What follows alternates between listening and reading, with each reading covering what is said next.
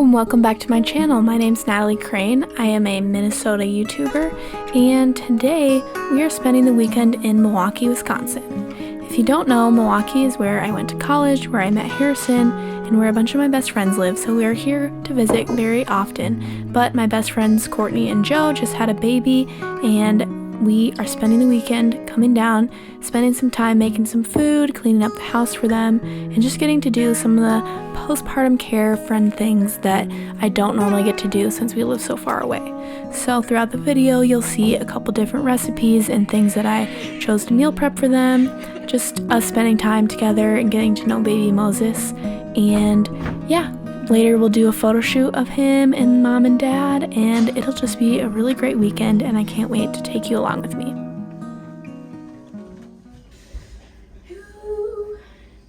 Today's challenge has been set for you by Paul Hollywood. Paul, do you have any words? Make sure you let it prove. As always, technical challenge is judged blindly. So we're going to say goodbye to our judges. Wow, you got it down. Yeah, I just binged like all of it. I have a baby, you know? What else am I supposed to do? Thanks. On your mark. Get set. Hey. Shall I make us some tea? You could. What kind do you want? You can look at my box. Okay.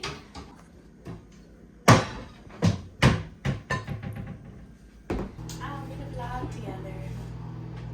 Relax. For their baby. Okay. He's a little too little for me to do that yet. Yeah. A lot, a little. Decent.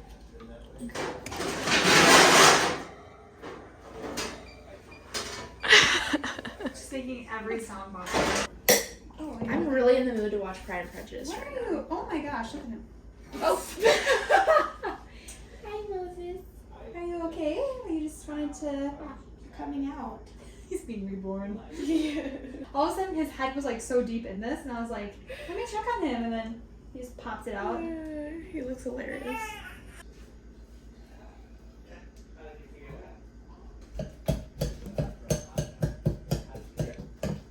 So what has God been teaching you? Okay, I feel like God has been teaching me a lot about what trusting Him looks like through surrender.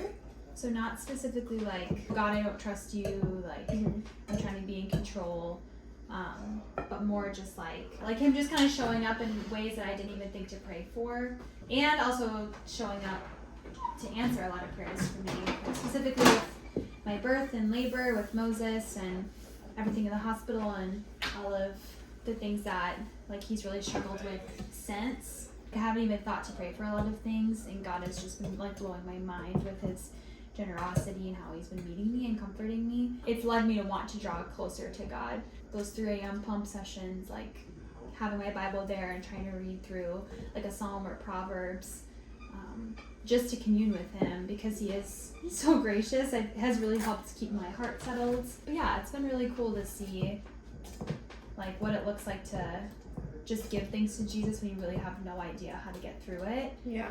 In labor, I'm like, I have no control. Yeah. So all I could do was just be like, okay, God, like I give this to you.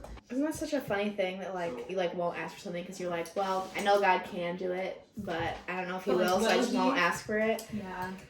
And like forgetting that He's not just ignoring my requests Yes. or like not giving me things because I don't know, He's like being cruel. He's not cruel. He just knows if whatever He's not giving me that I'm asking for, it's either because I don't know what's good for me or because He has a plan that's better than my plan. Yeah, that's so true. That is so true. You said this a lot to me when I was pregnant, because I think I got pregnant very like kind of right before we even were gonna start trying, and I think I felt a lot of guilt about that because I know so many people who like in person or like virtually who have struggled to get pregnant, or just like God hasn't blessed them with that yet.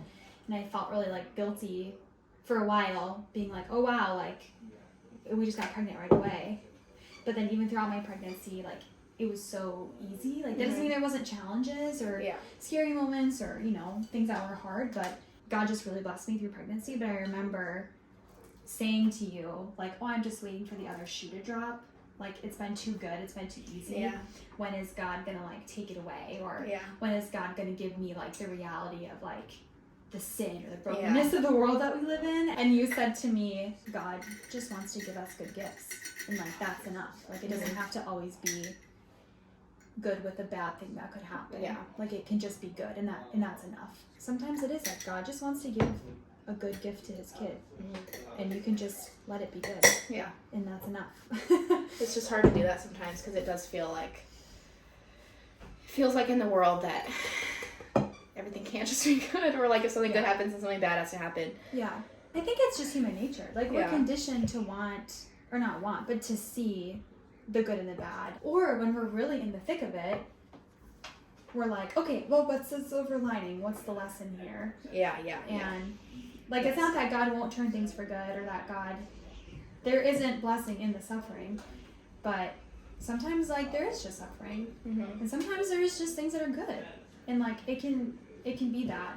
Period. It doesn't always have to have this longer story to it.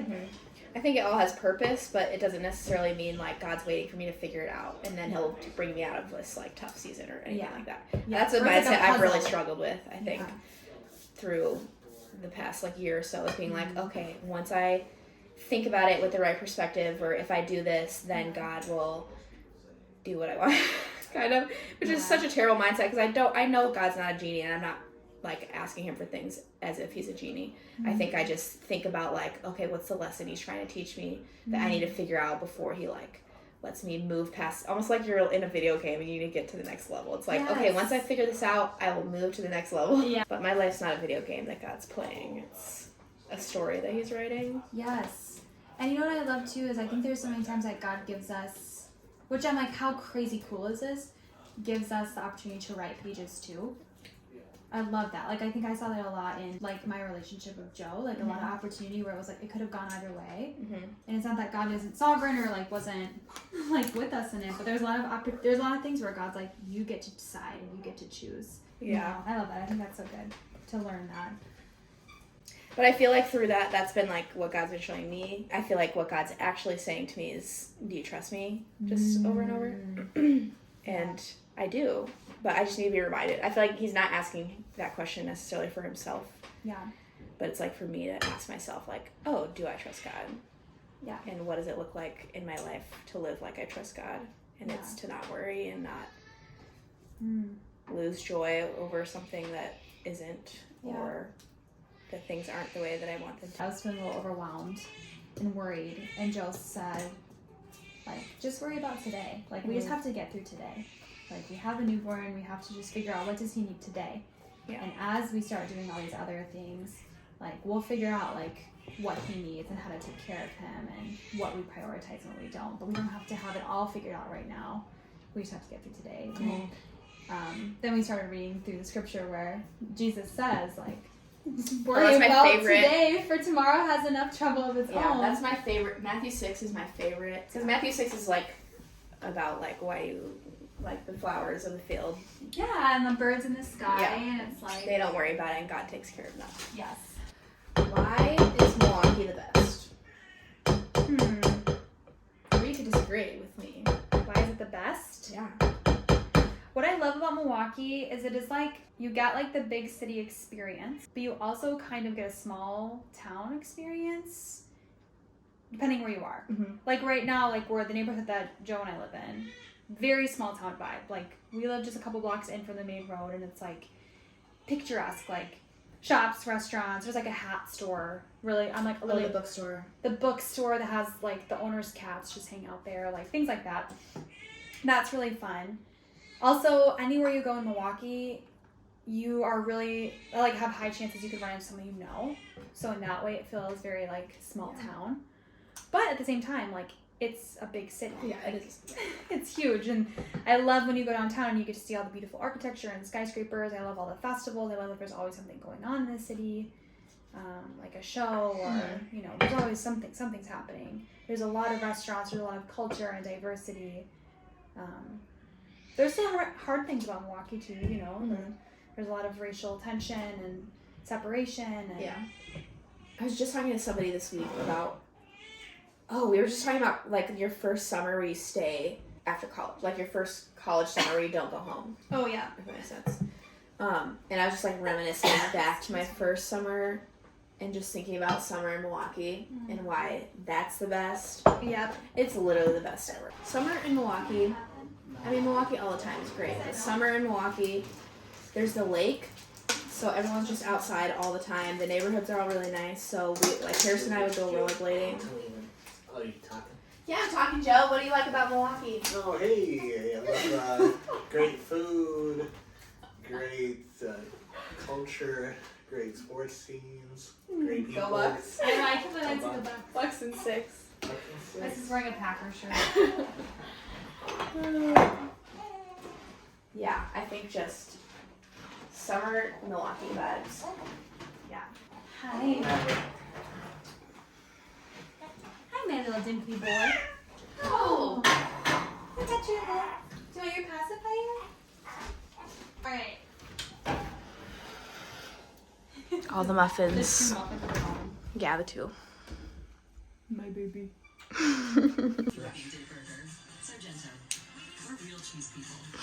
Food for people.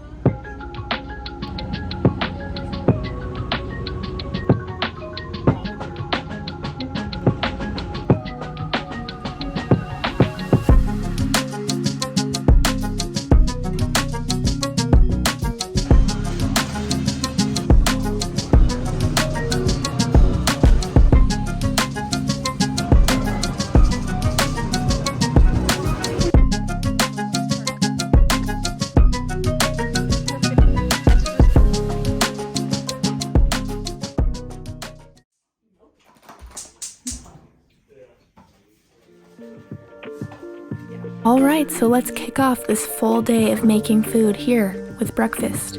So for breakfast we made some bacon, eggs, toast, coffee of course, and Courtney made the coffee because she's a queen. And yeah, I'm just whipping up some breakfast for everybody before we get started on the meal prep that's happening today. Oh, I know.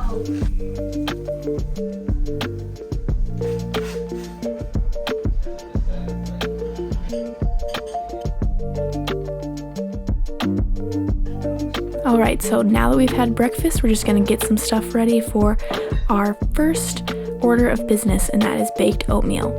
So I'm meal prepping a couple different breakfast things, a couple different making dinners for them while we're there, some different snacks, which you saw from the day before. But this baked oatmeal, super easy, whip it in the oven, bake it for a little bit, and then it's ready. It can just sit in the fridge and be eaten whenever.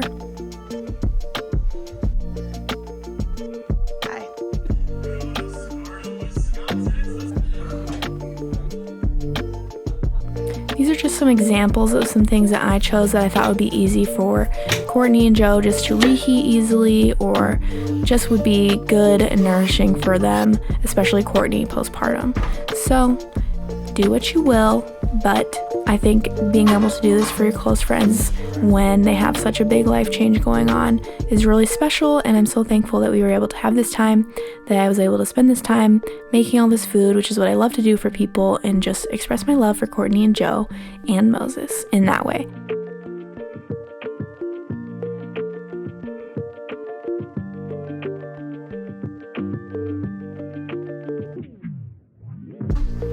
How's Seven Shepherd's Pie going, bros?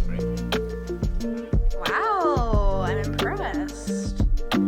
Gordon Ramsay, Chef Ramsay.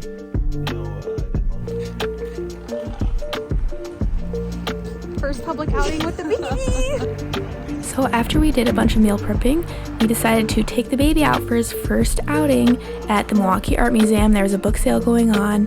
We each got a couple of different things, some books, some just little trinkets, but just really fun going with Joe and Courtney together out of the house as they went on their first non-doctor appointment trip with Moses. And he did super great. He slept the whole time in his little carrier, and it was just really fun to do something semi-normal with them.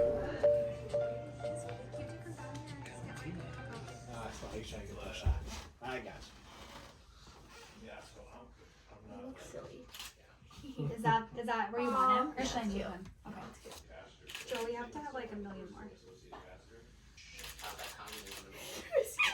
so much. I'm having a lot of issues with. Yeah, that's what you guys want. Yeah. Yeah.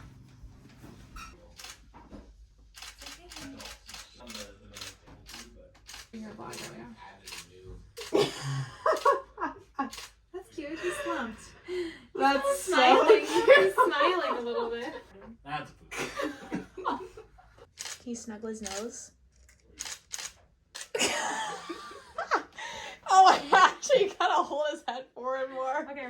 He's like, So, can you hold his tongue? Sorry. He looks dead. he's got huge eyes right now looking at you. No, that's cute. I think we have a lot. Good. Good. What'd you guys do today? Made a lot of food. A lot of food. Made a lot of food, did a lot of dishes. So now that we've wrapped up most of our projects at Joe and Courtney's house with baby photos and food being made, we're going out for dinner with our friends Josh and Bailey, who are graciously hosting us for the weekend at a good Thai place, and also hitting up my favorite dessert place ever. Harrison makes fun of me, and I know it's just froyo, but something about this is just so good and nostalgic and delicious.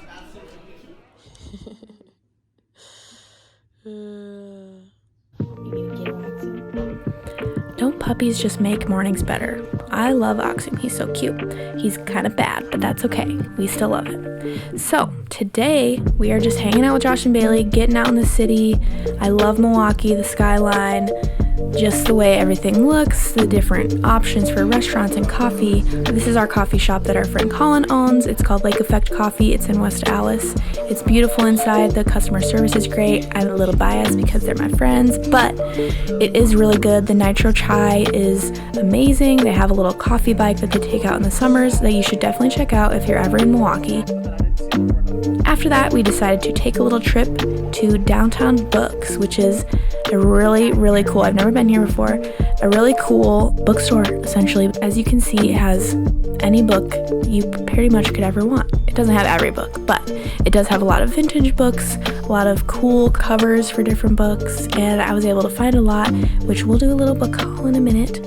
But it was just a very picturesque store, and we just had a really fun time wandering around on our own and picking out some different books.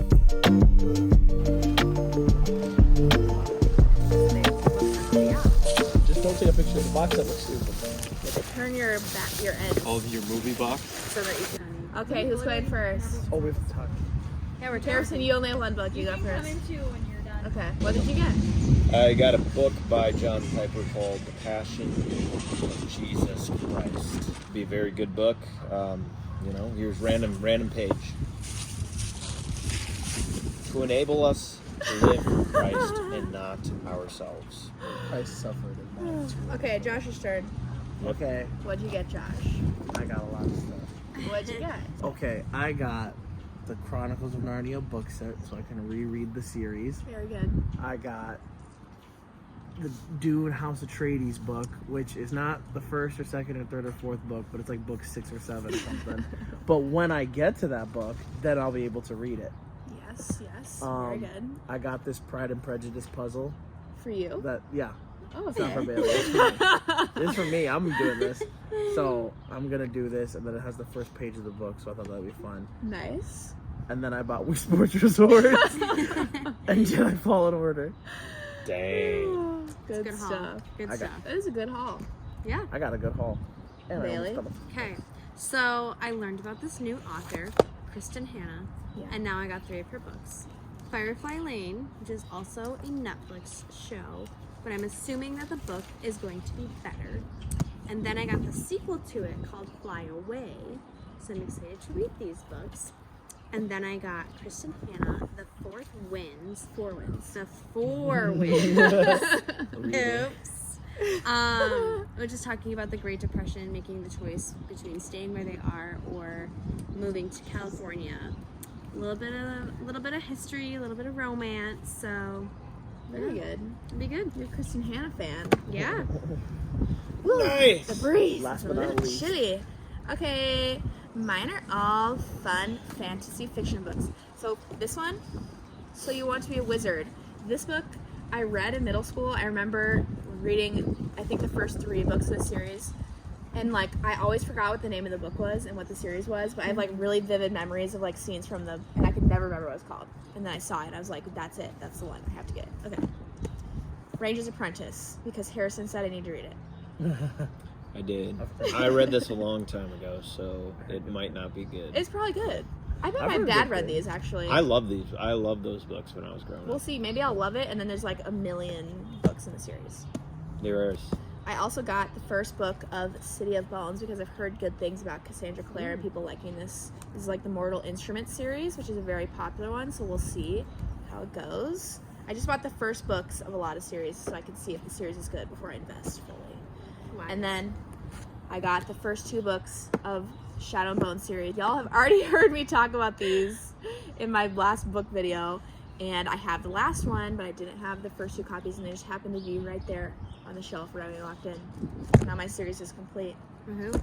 and now we all have a lot of And then Now we're I've all got gonna my get Amazon started. cart with The Hobbit and Lord of the Rings. Yeah. My shopping has just begun.